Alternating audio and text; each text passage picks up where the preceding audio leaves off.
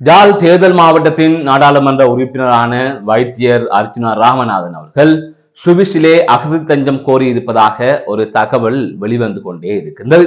இவ்வாறான சூழ்நிலையில் அவர் யூடியூப்பிலே ஒரு காணொளி வெளியிட்டிருந்தார். அதன் போது அவர் குறிப்பிட்டிருக்கின்றார், நான் அகதி தஞ்சம் கோரினால் என்ன பிரச்சனை என்று அவர் அதிலே கேள்வி எழுப்பியிருக்கிறார். எனவே அவர் அகதி தஞ்சம் கோரினாரா இல்லையா என்பது தொடர்பாக ஒரு குழப்பமான சூழல் இருக்கின்ற நிலையில் அது தொடர்பாக அவர் என்ன நிலைப்பாட்டில் இருக்கின்றார் என்பது தொடர்பில் இதிலே விரிவாக பார்க்கலாம். அதை தவிர கணவன் வெளிநாட்டுக்கு சென்று அங்கு பணம் உழைத்து இங்கு அனுப்பிய நிலையில் இங்கிருந்த பெண் அந்த பணத்தை எல்லாம் செலவழித்து விட்டார். இந்த நிலையில் கணவன் வெளிநாட்டில் இருந்து வீட்டுக்கு வருவதாக தெரிவித்த நிலையில் தனது 45 லட்சம் பெறுமதியான தங்க நகைகள் திருடப்பட்டதாக போலீசிலே ஒரு போலியான புகாரை கொடுத்த பெண் விசாரணைகளுக்கு பிறகு பொய் முறைப்பாடு என்று கண்டறிந்த போலீசார் அந்த பெண்ணை கைது செய்திருக்கிறார்கள். இது தொடர்பாகவும் இதிலே விரிவாக பார்க்க இருக்கின்றோம். அதற்கு முதல் ஜேகே ரிப்போர்ட் எனப்படுகின்ற இந்த யூடியூப் சேனலை இதுவரை யாராவது சப்ஸ்கிரைப் செய்யாமல் பார்த்துக் கொண்டிருந்தால் சப்ஸ்கிரைப் செய்து கொள்ளுங்கள். தொடர்ந்து அருகில் இருக்கின்ற பெல் பட்டினை கிளிக் செய்வதன் ஊடாக நான் போடுகின்ற ஒவ்வொரு காணொளிகளையும் நீங்கள் உடனுக்குடன் பார்க்கக்கூடிய வகையிலே இருக்கும். நான் நடராசா ஜெயகாந்தன். தற்பொழுது செய்திகளுக்குள்ளே செல்லலாம். இந்த செய்தியை பார்ப்பதற்கு முன்பாக எனது அருகிலே நீங்கள் ஒரு புகைப்படத்தை தற்பொழுது பார்த்து கொண்டிருக்கிறீர்கள்.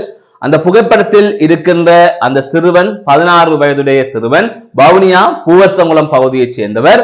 நேற்றைய தினம் தாயுடன் ஏற்பட்ட ஒரு முரண்பாடு காரணமாக, அதாவது தாய் அந்த சிறுவனை ஒரு விடயத்திற்காக எச்சரித்திருக்கின்றார். தொடர்ச்சியாக அந்த சிறுவன் இன்றைய தினம் அதிகாலை 4 மணி அளவில் வீட்டிலிருந்து வெளியேறிவிட்டதாக தெரிவிக்கப்பட்டிருக்கிறது. இந்த சூழ்நிலையில் அந்த சிறுவனை காணவில்லை என்று தாய் பூவரசங்குளம் போலீஸ் நிலையத்திலே முறைப்பாடு கொடுத்திருக்கின்றார். அந்த சிறுவன் தொடர்பான தகவல் தெரிந்தவர்கள் இதிலே இருக்கின்ற தொலைபேசி இலக்கத்திற்கு ஒரு அழைப்பை விடுத்து சம்பந்தப்பட்ட தாய்க்கு அவர் தொடர்பான தகவலை வழங்குங்கள், இவ்வாறு அவசரப்பட்டு வீட்டை விட்டு அந்த சிறுவன் வெளியேறி விட்டார். தாய் தற்பொழுது பதைத்துக் கொண்டு இருக்கின்றார். தற்பொழுது செய்திகளுக்குள்ளே வருவோம். அதாவது அர்ச்சுனா ராமநாதன் அவர்கள் சுவிஸிலே அகதி தஞ்சம் கோரியிருப்பதாக ஒரு செய்தி வெளிவந்து கொண்டிருக்கின்றது. அவர் அங்கேயே தொடர்ந்து வசிக்க இருப்பதாகவும், அவர் ஏற்கனவே புலம்பெயர் தமிழர்களிடமிருந்து சேர்த்த பணத்தை எல்லாம் பிரான்சில் இருக்கின்ற அவரது சகோதரனிடம் கொடுத்து வைத்ததாகவும், தற்பொழுது அகதி தஞ்சம் கேட்டு அங்கே ஒரு கடையை போட்டு அவர் அந்த கடையிலே இருக்க போகின்றார், இனி நாட்டுக்கு வரமாட்டார் என்கின்ற அடிப்படையிலே சமூக வலைத்தளங்களில் பல்வேறுபட்ட செய்திகள் வெளிவந்து கொண்டிருக்கின்றது.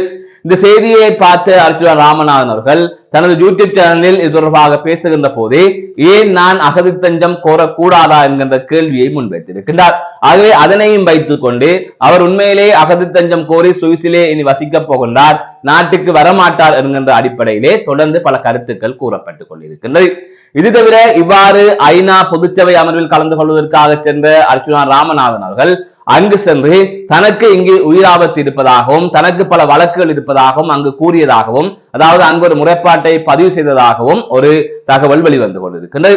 அதை தவிர அவரது தந்தை கடத்தப்பட்டமை தொடர்பாக இராணுவத்திற்கு எதிராக 5 மணித்தியாலங்கள் அடங்கிய முறைப்பாடு ஒன்றினை அவர் வழங்கி இருப்பதாகவும், நான் நாட்டுக்கு வருகின்ற போதே என்னை கொலை செய்தாலும் பரவாயில்லை, சுட்டாலும் பரவாயில்லை, புதைத்தாலும் பரவாயில்லை, நான் அதற்கெல்லாம் பயப்பட போவதில்லை என்று அவர் தெரிவித்திருக்கிறார். ஆகவே இந்த அடுத்தடுத்த இந்த செய்திகளை பார்க்கின்ற போது அவர் மீண்டும் இலங்கைக்கு வர இருக்கின்றார். சுவிஸிலே அகதி தஞ்சம் கோரவில்லை, ஆனால் தனக்கு இங்கு பாதுகாப்பு பிரச்சனைகள் இருக்கின்றது என்பதை அங்கு பதிவு செய்திருக்கின்றார் என்பதைத்தான் புரிந்து கொள்ளக்கூடிய வகையிலே இருக்கின்றது. எனவே அவர் அங்கு அகதி தஞ்சம் கோரியதாக வெளியான செய்திகளிலே உண்மை இல்லை என்பதைத்தான் தற்பொழுது அறியக்கூடிய வகையிலே இருக்கின்றது. எனவே அடுத்து என்ன நடக்கப் போகின்றது என்பதையும் பொறுத்திருந்து பார்க்க வேண்டும். அர்ச்சுனா ராமநாதன் இங்கிருந்து அங்கு செல்லுகின்ற பொழுது பல்வேறுபட்ட கருத்துக்களை கூறிக்கொண்டு சென்றார். ஆனால் அங்கு அவர் சென்றதன் பின்னர் நான் தான் இங்கு வந்து இவ்வாறு இராணுவம் என தந்தையை கடத்தியது என்பது தொடர்பாக எல்லாம் துணிச்சலாக பேசுகின்றேன், ஆனால் இங்கு வருகின்ற ஏனைய நாடாளுமன்ற உறுப்பினர்கள் எல்லாம் அந்த அளவிற்கு பேசவில்லை என்பது போலவும் ஒரு குற்றச்சாட்டை அவர் முன்வைத்திருந்தார்.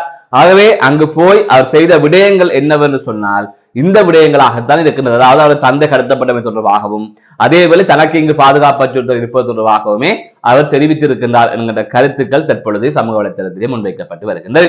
எனவே இவை அனைத்துமே முடிந்ததன் பின்னர் அவர் வந்து நான் போய் இந்தந்த விடயங்களை அங்கு பேசினேன், எனக்கு பேசுவதற்கு முதலில் சந்தர்ப்பம் கிடைத்ததா இல்லையா என்பது தொடர்பாக எல்லாம் அவர்தான் வெளிப்படுத்த வேண்டும். அதனை தாண்டி அங்கு என்ன நடந்தது என்பது தொடர்பாக அங்கிருந்து கிடைக்கின்ற தகவலை வைத்துத்தான் அடுத்த கட்டம் இதில் இருக்கின்ற உண்மை பொய்களை எல்லாம் ஆராய்ந்து செய்தியாக வழங்க முடியும். அதுவரை இவ்வாறு வந்து கொண்டிருக்கின்ற தகவலையும் அவர் கூறிக்கொள்ளுகின்ற தகவலைத்தான் நாங்கள் கேட்கக்கூடிய வகையிலே இருக்கும். மற்றொரு செய்தியாக, கணவர் வெளிநாட்டில் இருக்கின்ற நிலையில் 32 வயதுடைய பெண்ணொருவர் தனது 2 பிள்ளைகளுடன் அம்பாறையிலே வசித்து வந்திருக்கின்றார். இவ்வாறான சூழ்நிலையில் கணவன் திடீரென்று வெளிநாட்டிலிருந்து சொந்த ஊருக்கு வர இருப்பதாக தகவல் தெரிவித்திருக்கின்றார். இதனால் சற்று பதற்றமடைந்த அந்த பெண் 45 லட்சம் ரூபாய் பெறுமதியான தங்க நகைகள் திருடப்பட்டதாக அம்பாறை நிந்தவூர் போலீஸ் நிலையத்திலே ஒரு முறைப்பாடு ஒன்றினை பதிவு செய்திருக்கின்றார். அதாவது கணவன் வெளிநாட்டில் இருந்து இங்கு வர இருக்கின்ற நிலையில் தனது தங்க நகைகளை யாரோ திருடி விட்டார்கள் என்று போலீசிலே முறைப்பாடு கொடுத்ததை தொடர்ந்து போலீசார் அங்கு வந்து விசாரணைகள் நடத்தி இருக்கின்றார்கள். அதை தவிர சோதனையும் நடத்தி இருக்கின்றார்கள். அப்போது அங்கு திருட்டுகள் இடம்பெற்றதற்கான எந்தவித ஆதாரங்களும் கிடைக்கவில்லை. இதனால் அவர்களுக்கு சந்தேகம் ஏற்பட்டிருக்கின்றது. அதன் தொடர்ச்சியாக குறித்த பெண்ணை விசாரணைக்கு உட்படுத்தி இருக்கின்றார்கள். அப்போது அந்த பெண் விசாரணையில் சொன்ன தகவல்கள் தான் அதிர்ச்சியை ஏற்படுத்தி இருக்கின்றது. நான் இங்கு 2 பிள்ளைகளுடன் வசித்து வந்த நிலையில் பல்வேறுபட்ட தேவைகளுக்காக அவர் அங்கிருந்து அனுப்பிய பணத்தையும் செலவழித்து விட்டேன், நகைகளையும் விட்டு விட்டேன். அந்த வகையில் கல்முனையில் இருக்கின்ற ஒரு நகையகத்துக்கு சென்றுதான் இந்த நகைகளை எல்லாம் நான் விற்றேன் என்று அந்த பெண் குறிப்பிட்டிருக்கின்றார். அதன் தொடர்ச்சியாக நிந்தவூர் போலீசார் அந்த பெண்ணை கைது செய்து சாமான்துறை நீதவான் நீதிமன்றத்திலே முன்னிலைப்படுத்தி இருந்தார்கள். இந்த நிலையில் நீதிபதி அவரை 14 நாட்களுக்கு விளக்கமறியலில் வைக்குமாறு உத்தரவிட்டிருந்தார். அதன் தொடர்ச்சியாக அந்த பெண் தான் செய்த குற்றத்தை ஒப்புக்கொண்டதன் அடிப்படையில் நீதிபதி கடும் தொனியில் எச்சரித்ததை தொடர்ந்து அவரை பிணையில் செல்ல அனுமதித்திருக்கின்றார். இந்த சம்பவம் கடந்த செப்டம்பர் மாதம் 27ஆம் தேதி இடம்பெற்றிருக்கின்றது. இந்த சம்பவம் தொடர்பான செய்திகள் வெளியாகி பெரும் அதிர்ச்சியை ஏற்படுத்தியிருக்கின்றது. எனவே கணவனுக்கு பயந்து இவ்வாறு ஒரு நாடகத்தை, ஒரு போலியான ஒரு முறைப்பாட்டை கொடுத்து இப்படி ஒரு விடயத்தை அந்த பெண் செய்திருக்கின்றார். மீண்டும் ஒரு காணொளி சந்திக்கின்றேன். நான் நடராசா ஜெயகாந்தன்.